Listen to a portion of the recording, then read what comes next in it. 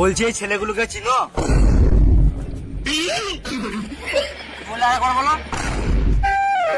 বলছি এই ছেলেগুলোকে আগে কোথাও দেখেছো? এই মারলো কেন? এটাই তোর আইডিয়া।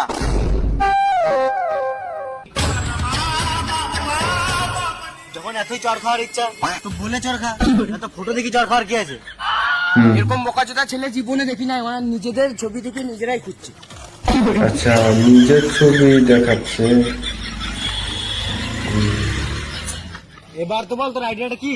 এটাই তো আইডিয়া।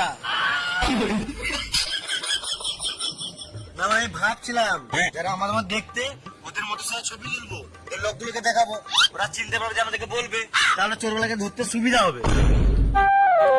আচ্ছা, ও বিকল এদের মতো চোর।